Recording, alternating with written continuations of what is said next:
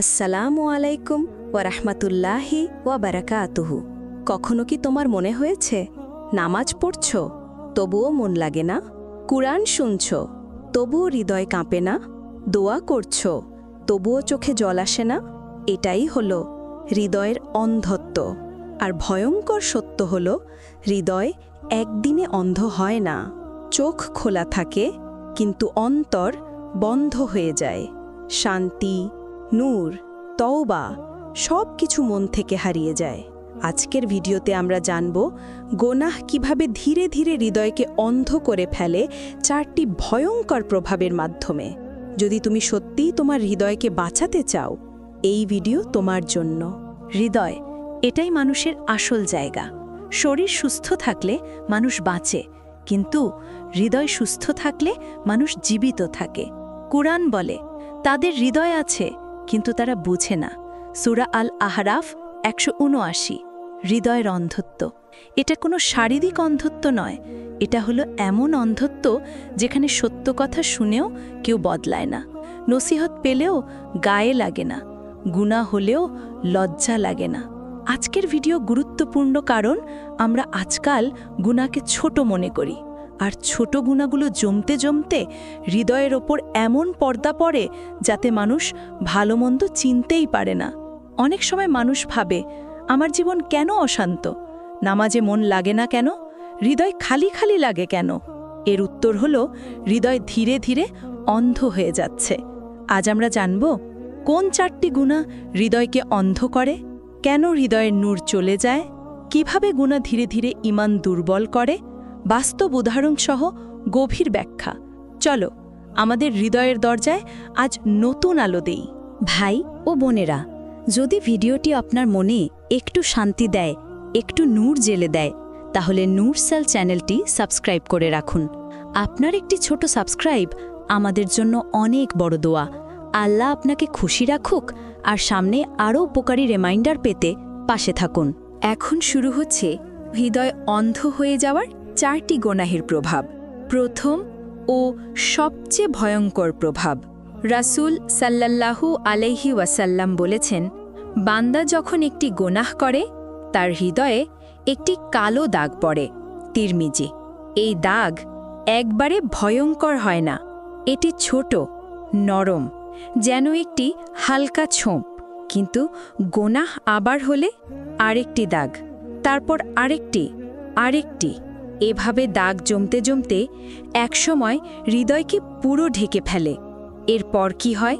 হৃদয় নূর হারিয়ে ফেলে, সত্য কথা শুনেও প্রভাব পড়ে না, তওবা করতে ইচ্ছে হয় না, নামাজ ভারী লাগে, কোরআন আনন্দ দেয় না, চোখে পানি আসে না, ভালো কাজ কঠিন মনে হয়, গোনাহ সুন্দর লাগে, নেক কাজ বিরক্তিকর লাগে। এটাই হৃদয়ের অন্ধত্বের প্রথম ধাপ।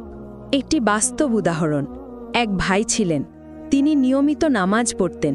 ধীরে ধীরে কিছু ছোট গোনাহ তার জীবনে ঢুকে যায়, যেমন ছোট ছোট মিথ্যা, দৃষ্টি নিয়ন্ত্রণ না করা, গীবত, সময় নষ্ট করা। তিনি দেখলেন ধীরে ধীরে নামাজে মনোযোগ শেষ, কোরআন পড়লে আগের সেই শান্তি নেই, দোয়া করলে হৃদয় নড়ে না।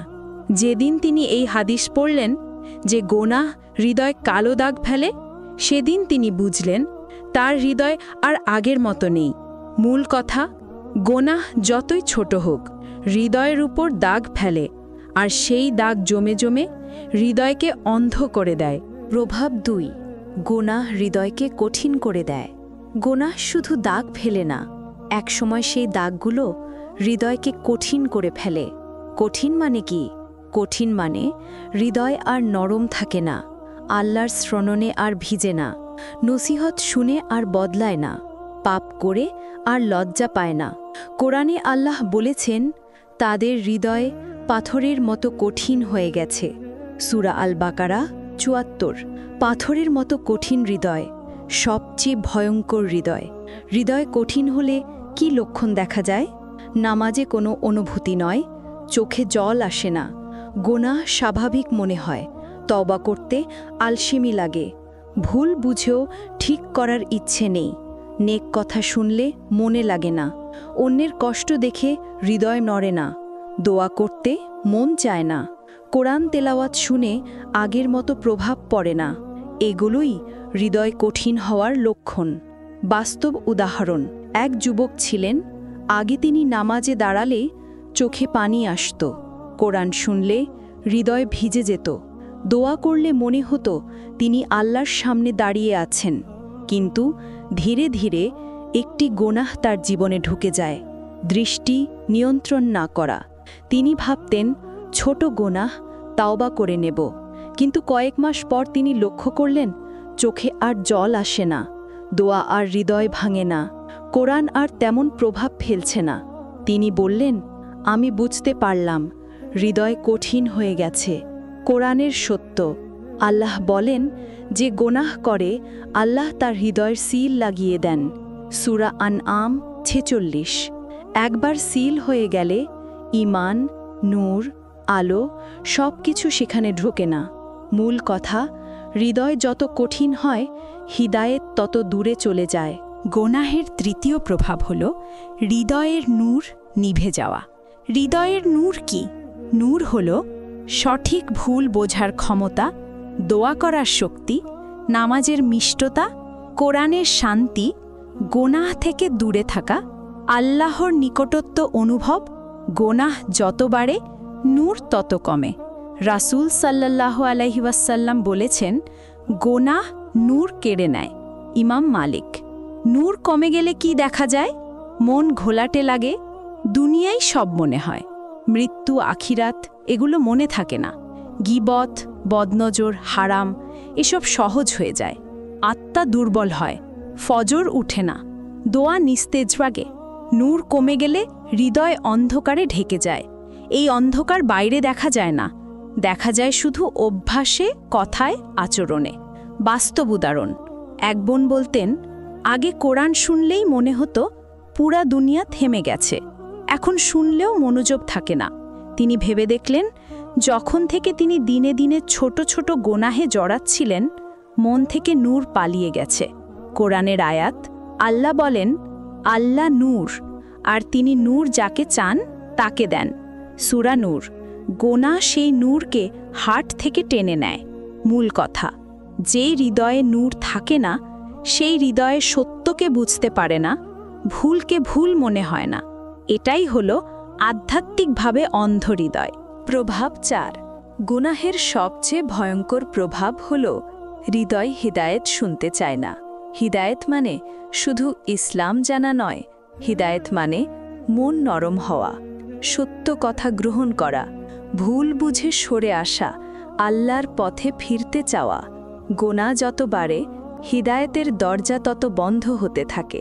কুরআনে আল্লাহ বলেন, তারা পথ পছন্দ করে না, কারণ তাদের হৃদয়কে আমি তাদের কাজের বদলে ফিরিয়ে দিয়েছি। সূরা আত-তৌবা। এটা কোনো শাস্তি নয়, এটা গোনাহের স্বাভাবিক ফল। হৃদয় যখন গোনাহে ভরে যায়, সত্য কথা আর মনকে ছুঁতে পারে না, হিদায়েত থেকে দূরে যাওয়ার লক্ষণ। নিজের ভুলকে ভুল মনে না হওয়া, উপদেশ শুনে বিরক্তি লাগা, নেক কাজকে ভারী ভাবা, গোনাকে স্বাভাবিক মনে হওয়া, সত্য কথা এলে মন বন্ধ হয়ে যাওয়া, ধর্মীয় বিষয় শুনতে আগ্রহ না থাকা, ছোট গোনাকে পাত্তা না দেওয়া, এগুলো হলো হিদায়েতের দরজা বন্ধ হওয়ার লক্ষণ।